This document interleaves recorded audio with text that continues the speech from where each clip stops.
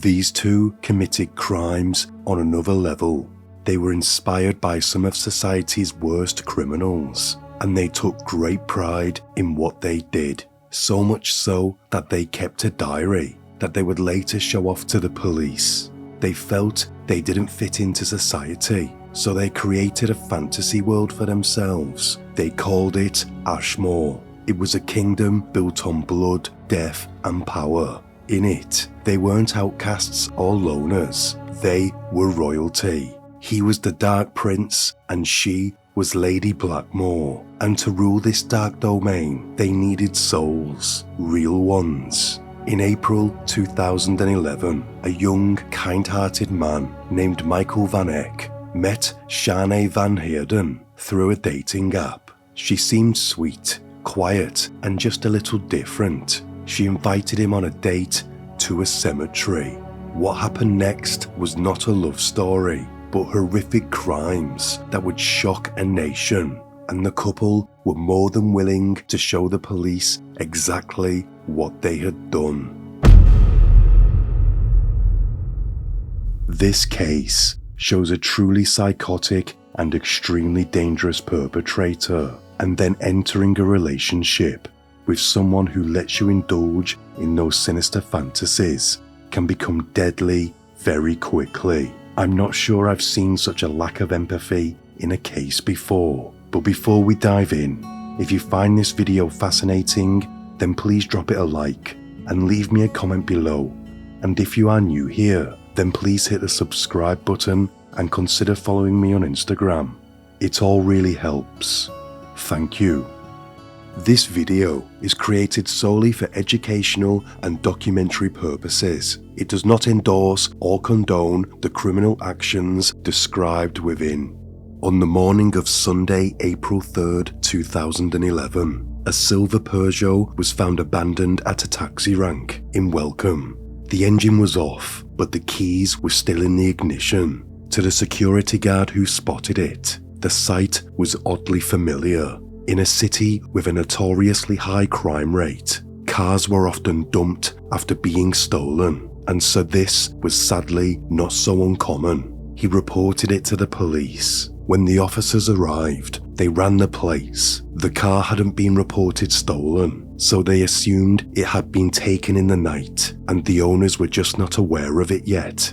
The officers traced the registration back to a man named Nace Van Eck. When they called him, confusion quickly followed. Nace told them that the car was registered in his name, but that it belonged to his son, Michael, who was supposed to be at work that morning. Instead, his car had somehow ended up abandoned in the middle of town.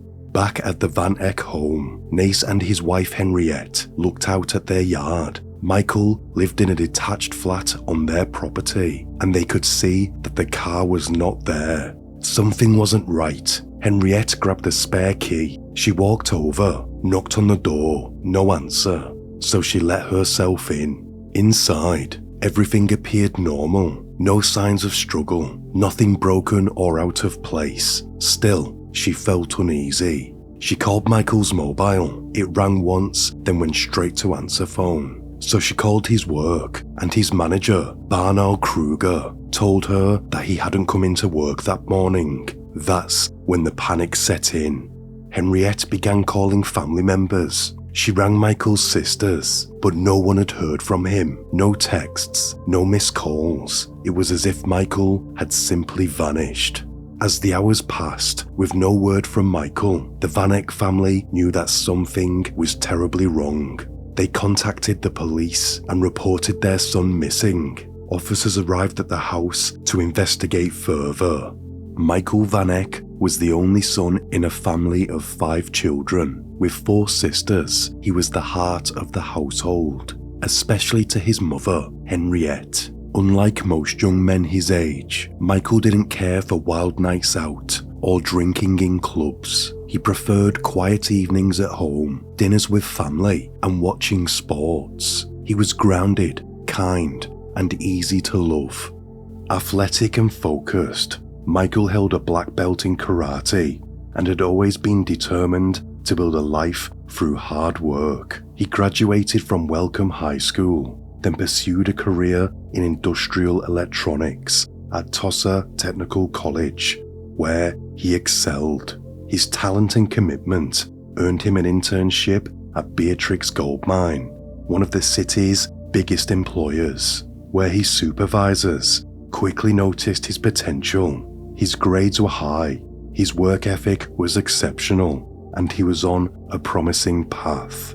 With his father Naz working away often and his sisters having already moved out, Michael shared a particularly close bond with his mother. They shopped together, confided in each other, and leaned on one another emotionally, especially after his first major heartbreak. Michael had been in a long-term relationship. His girlfriend was like part of the family, but after years together, things started to unravel. They argued often, and over time, they realized they wanted different things. It was said that his girlfriend wasn't interested in a physical relationship, and though the breakup was mutual, it hit them both hard. After the split, Michael sank into depression. He wanted independence, but was still living in a flat on his parents' property. His internship wasn't paying much, and he struggled with the feeling that he wasn't moving forward. He was stuck, disheartened, and unsure of what was coming next. Then, things got worse. Michael was involved in a car accident. Though he walked away unharmed, his car was completely written off. Yet another blow during a difficult period in his life. But then, the tide began to turn. About 3 months before his death, Michael received life-changing news. He was being offered a full-time position as an electrician at the mine. His hard work had paid off, and with this job came financial stability and a sense of direction. To support him further, his parents helped buy him a new car, a silver Peugeot, a symbol of progress, a fresh start. It was the same car that would later be found abandoned. On the evening of his disappearance, Michael Van Eck had dinner with his parents. He told his parents he was planning to see a movie in St. Helena with a girl and maybe grab a milkshake afterwards. His mother, Henriette, didn't question it. She was simply glad to see him getting out again. After months of heartbreak and hardship, a new woman in his life seemed like a step in the right direction.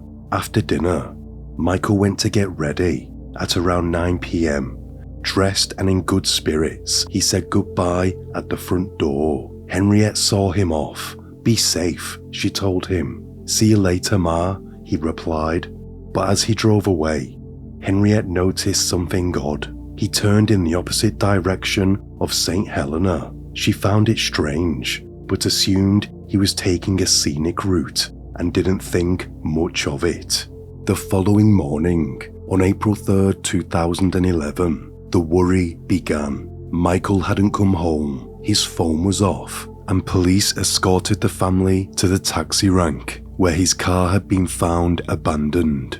When they arrived, chaos erupted. A man was trying to get into Michael's car, clearly attempting to drive off. Naz, Michael's father, sprinted forward and physically dragged the man out of the vehicle, shouting, "Where is my son?" The man was heavily intoxicated and had a wooden leg. He was stumbling and confused as the officers restrained him and attempted to de-escalate the situation. Another disturbance broke out. 2 more men approached Naz's car and tried to get in it. Henriette confronted them, demanding to know what they were doing. They claimed it was a mistake, that they had confused his vehicle with their own.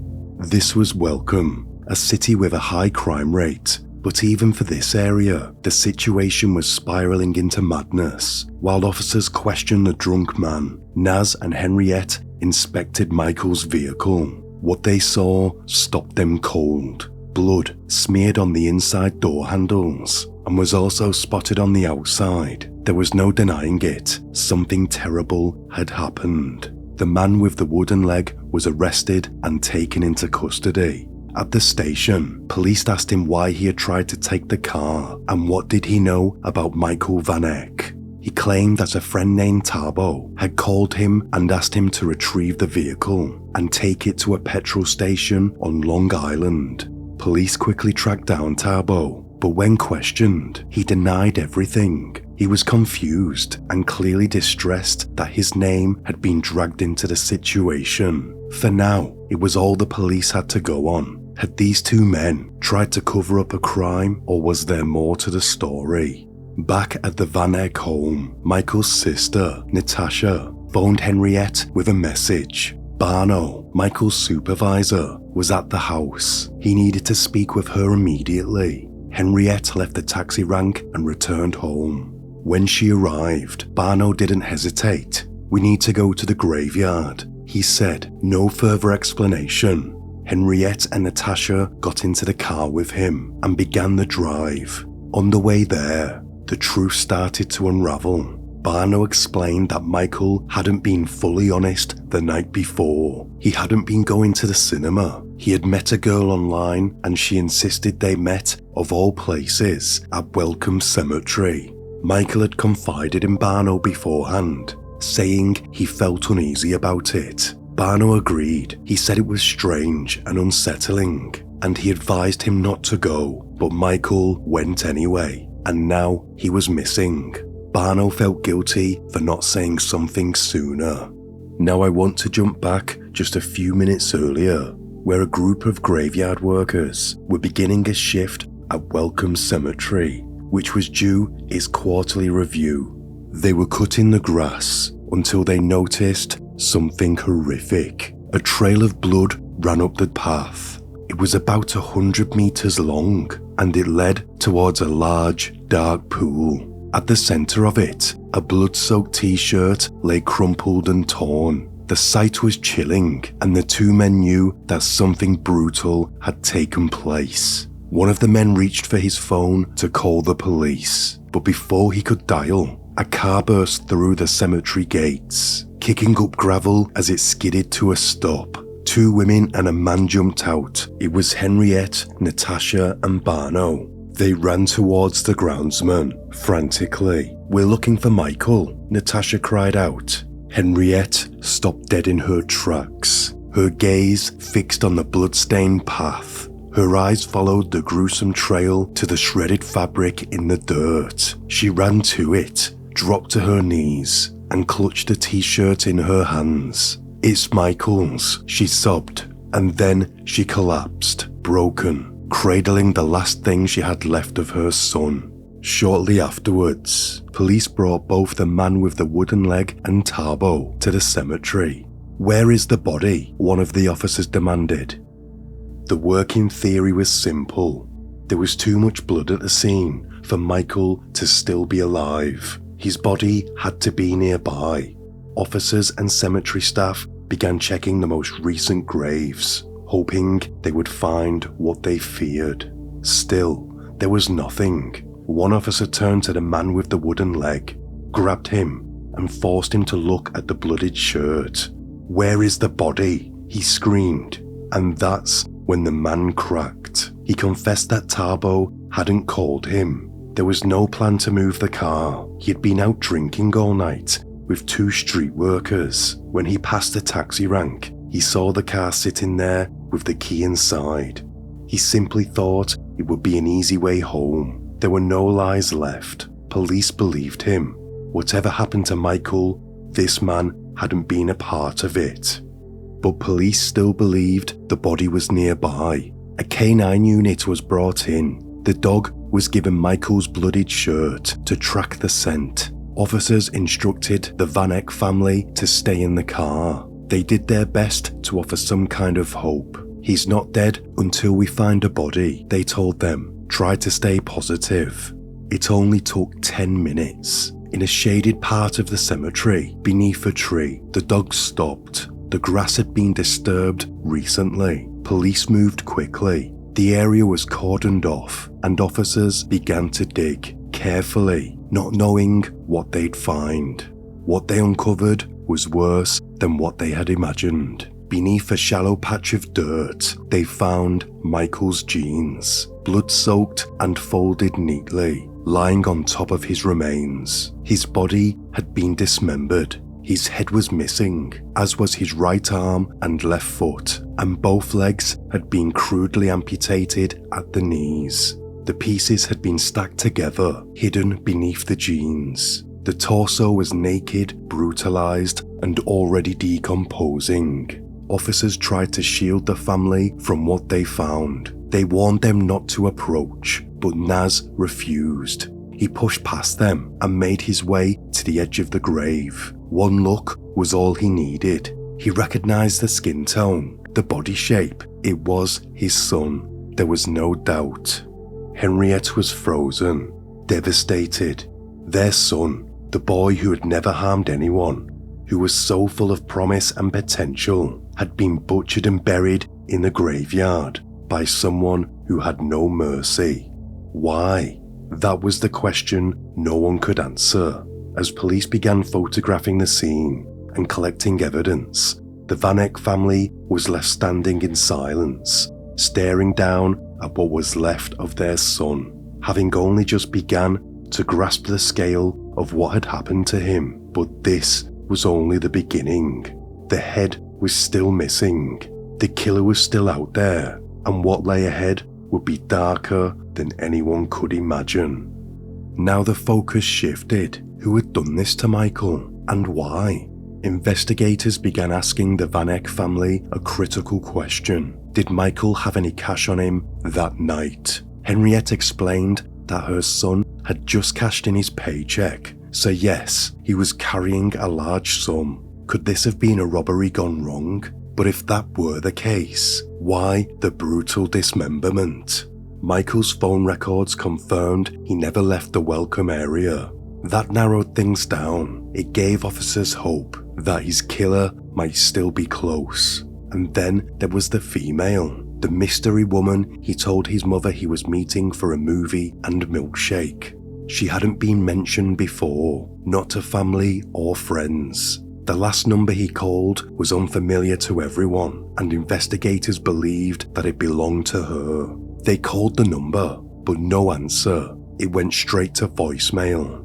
Days passed with no further leads. Then a female officer, on little more than a whim, tried the number again. This time it rang, and to her shock, someone answered. A soft-spoken female voice on the other end. The officers hadn't expected this. She had no prepared script, no plan, but her instincts kicked in. She recalled a similar case she worked on years earlier and improvised. Calmly, she told the woman on the line that another young woman had been in a serious car accident and was at the hospital in a critical condition. The woman's number had been found in the victim's phone, and they needed someone to identify her. Would she come? Without hesitation, the woman said, "Of course." Before hanging up, the officer asked for her name. "It's Shanae," she said. Now police had a name, but no address. Worse still, they weren't at the hospital, and Shanae was on her way. Scrambling a small team of officers, they rushed to the hospital to intercept her. When they arrived, they explained the situation to the receptionist and left instructions. If anyone came in asking to identify a car crash victim, send them their way immediately. And then they waited. 20 tense minutes passed. Then the front doors opened. A young couple entered, hand in hand. They approached the desk and asked about identifying someone in an accident. The officers began moving towards them. "Are you Shanae?" one of them asked. "Yes," she answered calmly. Her tone was flat and detached, and then, almost eerily casual, she added, "I know why you're here. I'll show you everything. I just need to speak to my fiancé first." The officers hesitated. This female, this pale, slight woman, who looked barely out of her teens, dressed in a red hoodie, black joggers with long dark hair tied back and black nail polish, with ghostly white skin. She looked like something out of a high school goth phase. The man beside her was taller, ordinary, quiet, not what any of the officers expected. I'm afraid that won't be possible, the officer replied firmly. Still unbothered, the woman gestured to her fiancé and said, I'm Shanae Van Heerden, and this is my fiancé, Martins van der Meer. Do you know Michael Van Eck? The officers asked. We have evidence you were the last people to speak with him. Shanae nodded. We can show you everything, she said. Come to our flat. The officers agreed, but not before separating them into different vehicles. They didn't want them speaking privately again. The couple led investigators just under 5 kilometers away from the Van Eck residence and only 7 kilometers from the graveyard. When they arrived at the flat, something hit the officers immediately. The smell, that thick, metallic stench of blood, old blood, familiar to any cop who spent time at crime scenes. And this wasn't faint, it filled the air, clung to the walls, and pressed down on them as they stepped inside. The deeper they went into the flat, the darker things became. On the walls of the lounge, there was disturbing artwork, grotesque self-portraits, and surreal figures. In one, Shanae had drawn herself as an alien. In another, her mouth had been sewn shut, eyeless, disfigured, almost ritualistic. Between the drawings sat skulls, Stephen King novels, and 2 ornate black glasses, identical to the ones found earlier at the cemetery. Then came the first true shock. In the bedroom, police discovered a makeshift altar on a desk, surrounded by candles, symbols, and ritual items. At the center was a 2-liter ice cream container. At first glance, the liquid inside looked like ice, but on closer inspection, investigators realized it contained preserved cat eyeballs, which had been surgically removed and stored in water. Horrifying, but there was still much worse to come.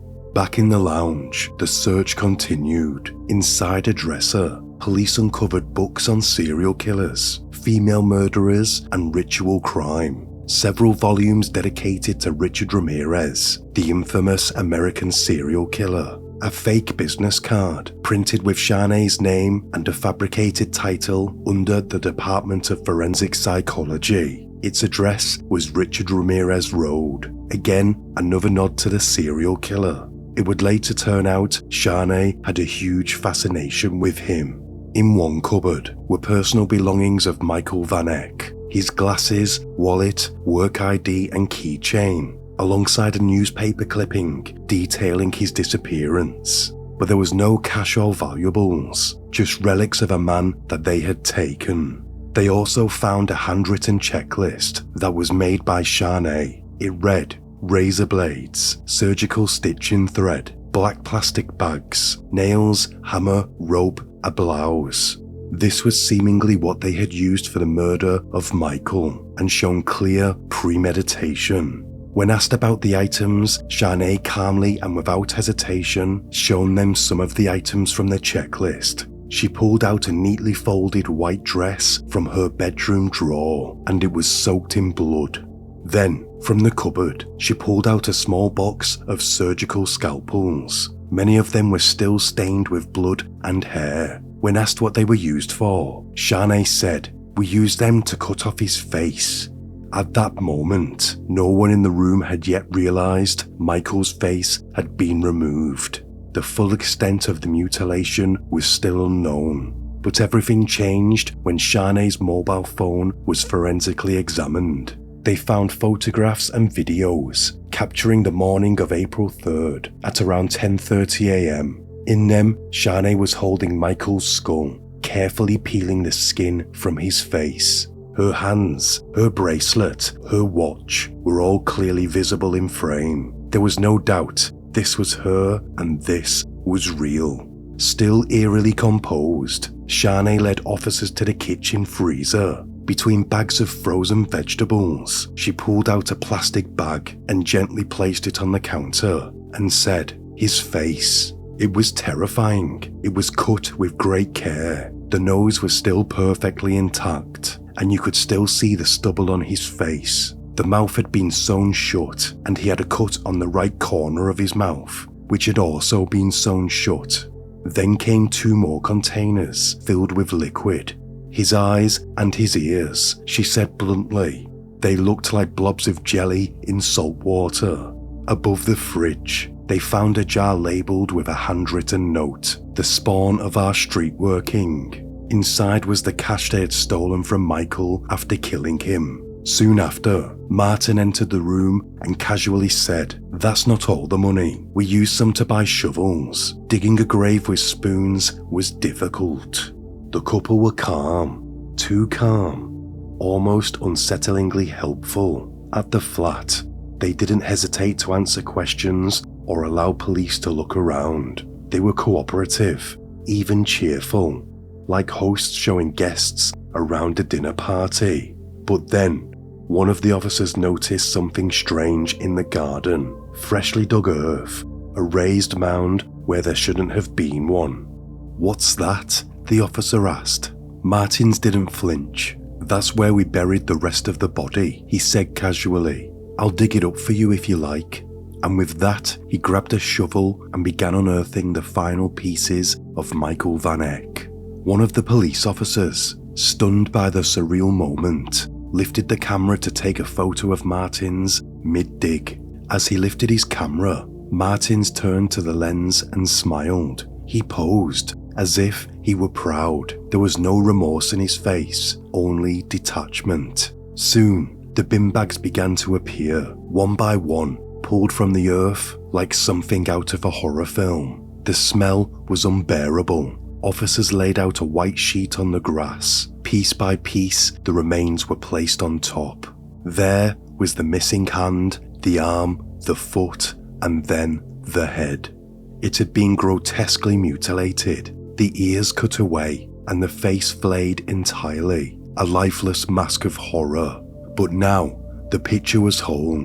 They had all of Michael's remains, and they had his killers. Shanae van der Heerden and Martins van der Meer were arrested on the spot. Yet the question still loomed. Why? What had brought them to this moment? The answer, police would learn, wasn't a simple one. This had been building for years, an entire lifetime. Shanae would later confess that her fantasies of murder began when she was just 4 years old. Born in 1992, she was the 3rd child of Charmaine and Jacques van Heerden, and according to family, an unwanted one. Her parents' relationship was toxic and abusive. Charmaine had been ready to leave, but when she discovered she was pregnant, she stayed, out of duty, not love. That decision set the stage for a devastating fracture in a mother-daughter connection. Charmaine never bonded with her.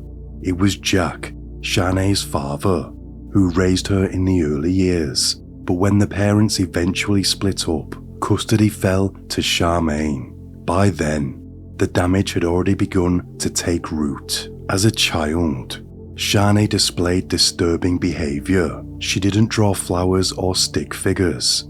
Her artwork was dark and unsettling. She was terrified of the dark, and her mother, in a misguided attempt to comfort her, told her that her dolls came alive at night to protect her. Instead of feeling safe, Shanae began tying her dolls up at night and taping their mouths shut, just in case they really did move. She claimed an imaginary friend had taken over her body when she misbehaved. The friend had a name, a personality. Sometimes it was Azazel, a name of a demon known in ancient texts. Other times it was someone else. The lines between imagination and possession were blurred.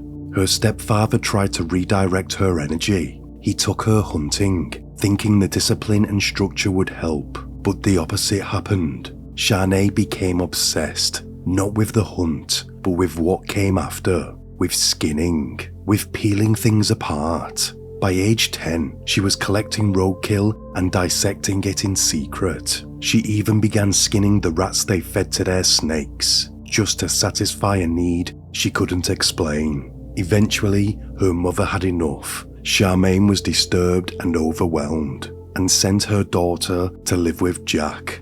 Shanae was just 11, but by then, it may have already been too late. Despite the chaos that had shaped her early years, Shanae's life briefly steadied when she moved in with her father and stepmother. For a time, things seemed calm, normal even. Her father was one of the few people she ever truly connected with, and her stepmother brought structure to her life. On the outside, she appeared to be improving, but inside, the darkness never left. It waited, quietly and patiently. The calm soon came to an end when Shanae, still just a youth, attempted to stab her stepmother. The shocking act led to her being placed on antipsychotic medication, but the incident was a turning point. As she grew older, her behavior became increasingly volatile. The rebellion deepened. Whatever had taken root inside her was far from gone. It was only beginning to surface. At aged 15, she was hanging around with other troubled young people, but they were still older than her. They were in their 20s, and during this period, she was intimately assaulted. This obviously had a profound effect on her, and not long after, she got addicted to substances. Just as things didn't seem like they could get any worse, darker influences crept into Shana's life. She began dating a man in his early 20s, someone deeply into Satanism and the occult. It was with him that she was introduced to rituals, dark ideologies, and spiritual practices rooted in fear and control. She abandoned school altogether, lost in a world her family couldn't begin to understand. To them, she had become unreachable, completely consumed by the chaos that had followed her since childhood. But then, something shifted. At 16, seemingly out of nowhere, Shanae began to change. She enrolled in a college to study graphic design, distanced herself from the rough crowd, stopped using substances, and for the first time in years, her behavior stabilized. Her parents were cautiously relieved. Was this just a phase that she had grown out of? Had she left her darkness behind? On the surface, it looked like she had. She even started dating a new man, one her family genuinely liked, and secured a job as a graphic designer. But in Shanae's world, nothing ever stayed good for long. By 18, the relationship had ended and she had lost her job, and her world began to crack. In 2010, she met Martin, and together they pushed one another into a world more dangerous than they would have gone to alone. Martins van der Meer was born in 1986 into a loving and supportive family. He had a brother, doting parents, and a stable home life. Everything seemed normal, but from as early as 6 years old, Martins began experiencing vivid hallucinations. At first, he kept them to himself, hiding the truth behind a quiet, withdrawn personality. While his brother thrived in school and had a strong social circle, Martin struggled. He was isolated, different, and by the time he turned 14, his hallucinations became impossible to hide. That's when he was diagnosed with schizophrenia. Medication helped, but socially, nothing changed. He remained an outcast, and it was during this time, whilst working in his father's workshop, that something darker began to take hold. The property was home to dogs that would often kill stray cats, and it was Martin's job to clean up the aftermath. But rather than being disturbed by this gruesome job, he became obsessed. He began collecting the remains, carefully placing them in different spots just to watch them decompose. Over time, the fascination grew and turned into a desire. He no longer wanted to observe death, he wanted to cause it. When Martins met Shanae, she was his first real girlfriend. At first, neither of them spoke about their dark desires, but something unspoken passed between them, something they both recognized. They were the same. Within 3 months, they had moved into a flat together, and behind closed doors, the fantasy became reality.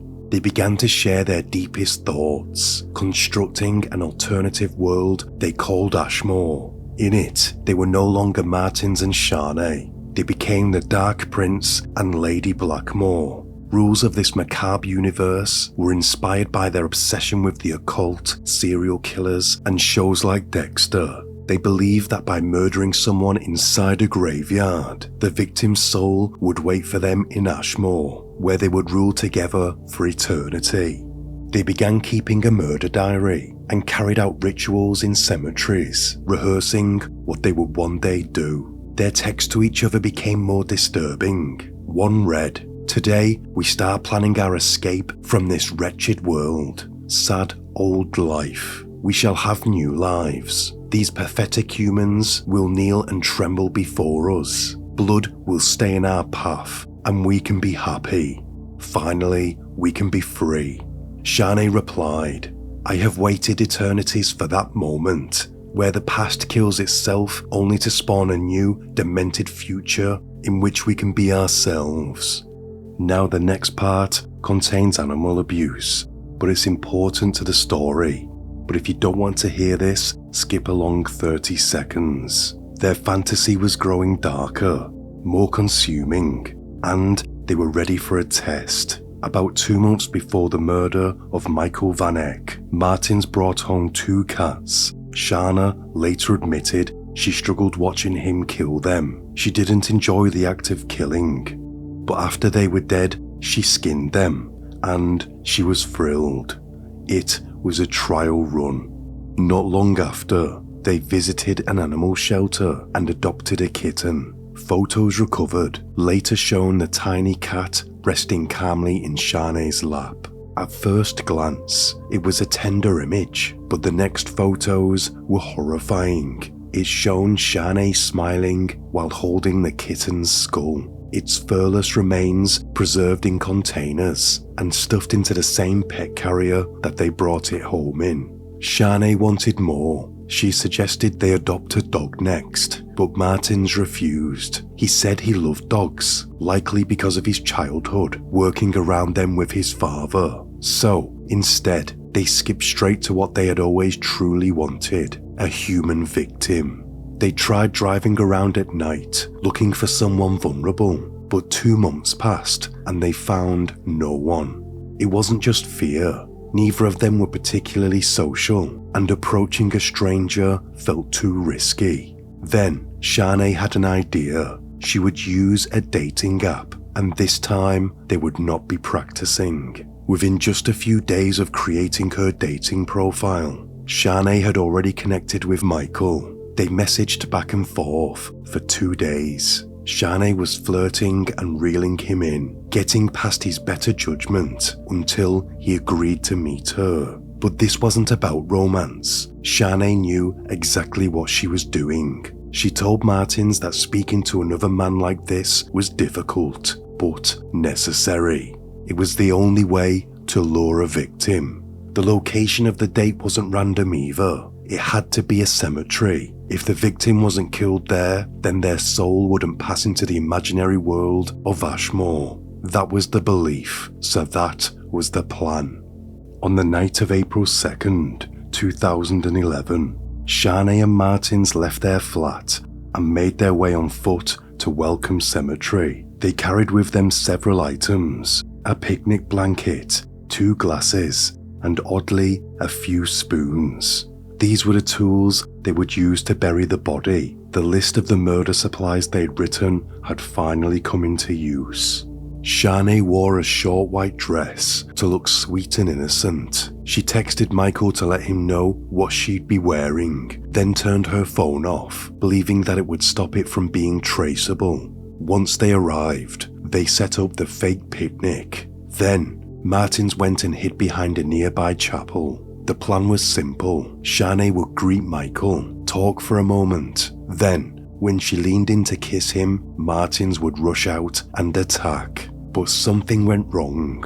According to one version, Martins made too much noise while hiding and had to jump out early. In another, he simply couldn't bear to watch his girlfriend flirt with another man. Whether it was impatience or jealousy, he leapt from behind the chapel sooner than expected and launched himself at Michael. But Michael fought back. He was athletic, trained in martial arts, and strong. Even while wounded, he managed to resist, almost throwing Martins off him. But Martins, panicking, screamed for Shanae, and without hesitation, she ran over and began stabbing Michael as well. The two of them together overwhelmed him. The attack was brutal, and just like that, Michael was dead. They had finally done it. They had taken a human life. With Michael's body laying on the ground, they dragged him 100 yards to a more secluded place in the cemetery. There, the dismemberment began. They cut off one of his arms, a foot, and then decapitated him. Shanae wanted to skin his skull, and she wanted to use the rest of his body in rituals. But the spoons, they quickly learned, are not ideal for digging graves.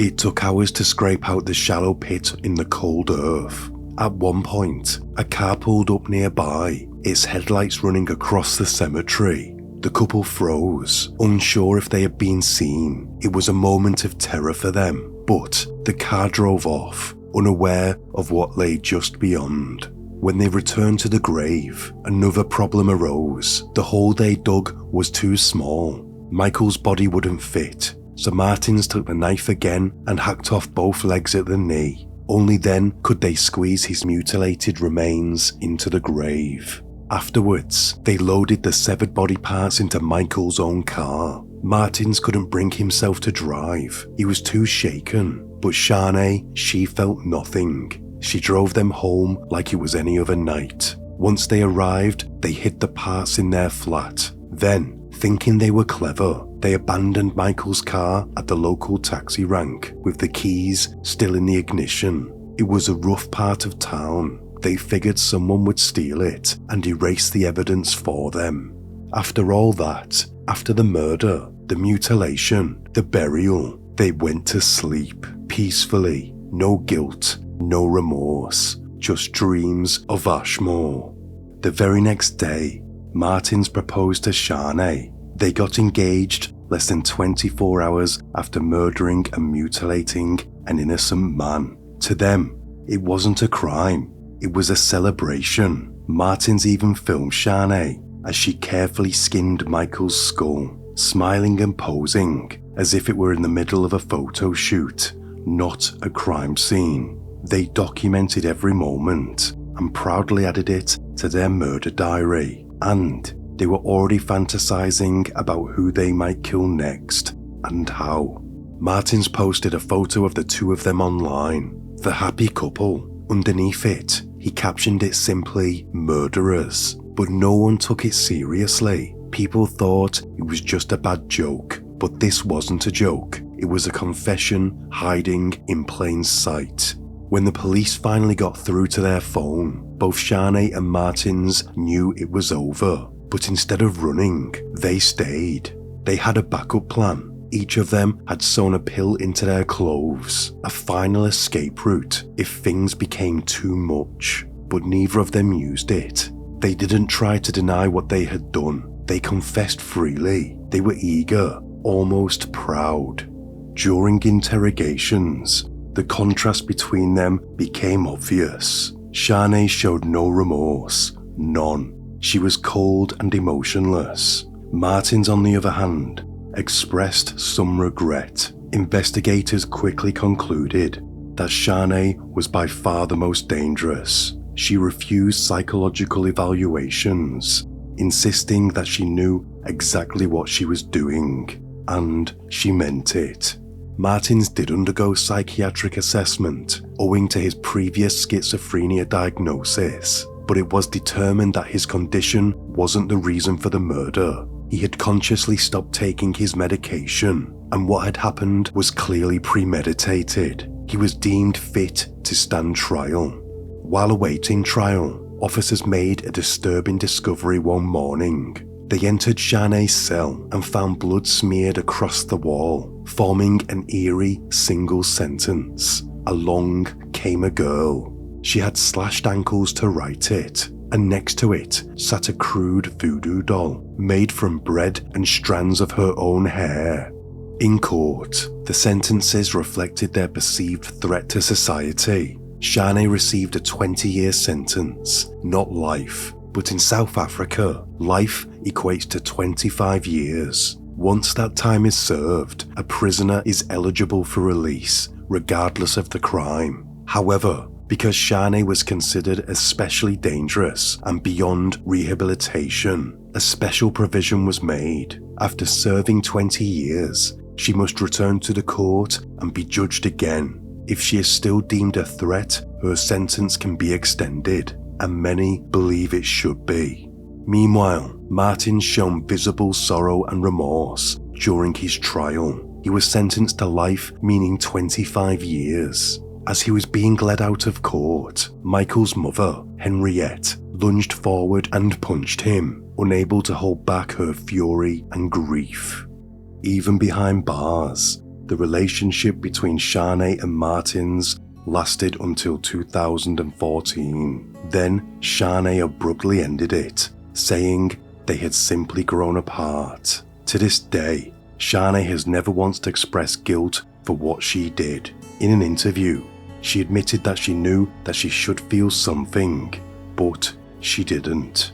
In just a few short years, she will stand trial once more, and the question will be asked, is she fit to rejoin society?